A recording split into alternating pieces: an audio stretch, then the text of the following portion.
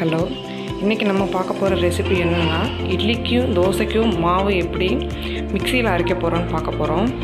அதுக்கு தேவையான பொருட்கள்: 1 கப் இட்லி ரைஸ், 1 கப் வீட்டு ரைஸ், ஒரு 4 டேபிள் ஸ்பூன் பச்சரிசி, 1 ஸ்பூன் வெந்தயம், அரை கிளாஸ் உளுந்தம்பருப்பு. இப்போ என்ன பண்ண போகிறோம் அப்படின்னா, இந்த எல்லாத்தையும் போட்டு ஒரு 3-4 மணி நேரம் ஊற வைக்க போகிறோம். ஃபஸ்ட்டு நான் இந்த இட்லி ரைஸை போடுறேன். Idli rice 1 glass. எந்த கிளாஸில் எடுக்கிறீங்களோ நீங்கள் அதே கிளாஸில் தான் வீட்டு ரைஸ் எடுக்கணும். வீட்டு ரைஸ் 1 கிளாஸ். அதுக்கப்புறம் உளுந்து நம்ம எவ்வளோ போட போகிறோமோ அதுக்கேற்ற மாதிரி இட்லியோ தோசையோ ரொம்ப சாஃப்டாக வரும். ஸோ உளுந்து போட்டுக்கோங்க. இந்த வெந்தயம்ன்றது உடம்புக்கு ரொம்ப நல்லது. 1 டேபிள் ஸ்பூன் நான் எடுத்திருக்கேன். இந்த வெந்தயத்தினால கேர்ள்ஸ்க்கு நிறைய பெனிஃபிட்ஸ் இருக்குது. ஃபார் எக்ஸாம்பிள், இது சுகரையோ இல்லை கொலஸ்ட்ரால் எல்லாத்தையும் அதோட லிமிட்குள்ளே வச்சுக்கும். கேர்ள்ஸ்க்கு மென்சுரேஷன் பீரியட் அப்போ ரொம்ப ஹெல்ப்ஃபுல்லாக இருக்கும். ஸோ நீங்கள் இதுன்னு மட்டும் கிடையாது, எந்த ஒரு சமையல் செய்கிறதா இருந்தாலும் கொஞ்சமாக வெந்தயம் எடுத்து போட்டுக்கிட்டிங்கன்னா உங்கள் உடம்புக்கு ரொம்ப நல்லது. 1 ஸ்பூன் வெந்தயம், ஒரு 4 டேபிள் ஸ்பூன் பச்சரிசி. சரிங்களா?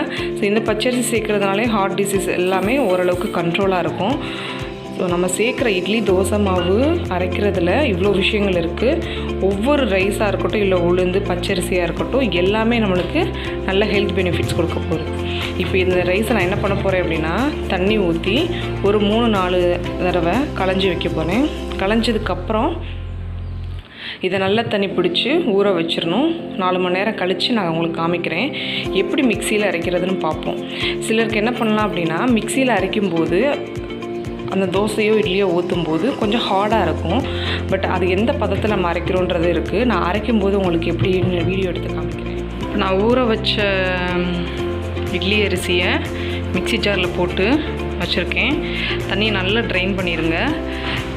ஊற வச்ச தண்ணி இங்கே இருக்குது. இந்த தண்ணியை யூஸ் பண்ணி தான் நம்ம அரைக்க போகிறோம். ஃபஸ்ட்டு எப்பயுமே பல்ஸ் கொடுங்க. பல்ஸுன்றது இந்த லெஃப்ட் சைடு வந்து கொடுத்தீங்கன்னா பல்ஸ் நல்லா அரைஞ்சிரும்.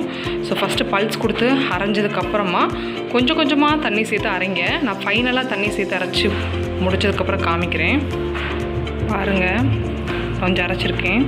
மாவு இன்னும் நரன்னு தான் இருக்குது. இப்படி பார்த்தீங்கன்னா தெரியும். தொட்டு பார்த்தீங்கன்னா இன்னும் கொஞ்சம் நான் அரைச்சா போதும்.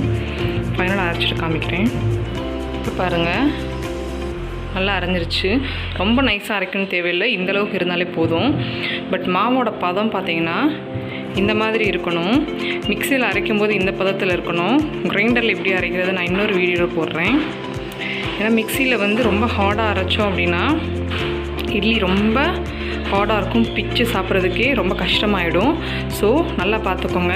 இந்த பதத்தில் இருந்தால் மட்டும்தான் மிக்சி ஜாரில் ஆட்டின மாவு இட்லி சூப்பராக இருக்கும். இப்போ ஃபைனலாக இந்த பாத்திரத்தில் ட்ரான்ஸ்ஃபர் பண்ணிவிட்டு கொஞ்சம் உப்பு போட்டு கலந்து வச்சுக்குவோம். உப்பு சேர்த்துக்க போகிறேன். இவ்வளோ உப்பு சேர்த்துட்டு நல்லா இந்த மாவை பிசைஞ்சு விடுங்க. உப்பு நல்லா கரையணும். உப்பு கரையலைன்னா இட்லி ஊற்றும்போது அந்த உப்பு வந்து கல்லுக்கல்லாக இருக்கும். சாப்பிடும்போது அந்த உப்பு தடப்படும். ஸோ நல்லா மாவை கசரி விடுங்க. பாருங்கள், மாவு இந்த மாதிரி இருக்கணும். இப்போ நல்லா போட்டு கலந்து வச்சு இதை மூடி வச்சுட்டு ஒரு 8 மணி நேரம் நல்லா புளிக்க விடணும். புளிச்சதுக்கப்புறமா எப்படி இட்லி ஊற்றணும் அப்படின்றத நான் காமிக்கிறேன். இப்போ 8 மணி நேரம் கழித்து இந்த மாவை பார்த்தோம் அப்படின்னா நல்லா உப்பி வந்திருக்கு. இந்த மாவை எப்படி இட்லி ஊற்றுறோன்றது இருக்குது. சிலர் என்ன பண்ணுவாங்க அப்படின்னா ஃபுல்லாக கலக்கி விட்டுட்டு ஊற்ற ஆரம்பிப்பாங்க. ஆனால் அப்படி ஊற்றினா சம்டைம்ஸ் கொஞ்சம் ஹார்ட் ஆகிடும். ஸோ அதனால் என்ன பண்ணணும்னா கரண்டியால் இப்படி மேலாக்க எடுத்து அப்படியே ஊற்றணும். இப்போ நான் ஒரு இட்லி ஊற்றி காமிக்கிறேன் உங்களுக்கு.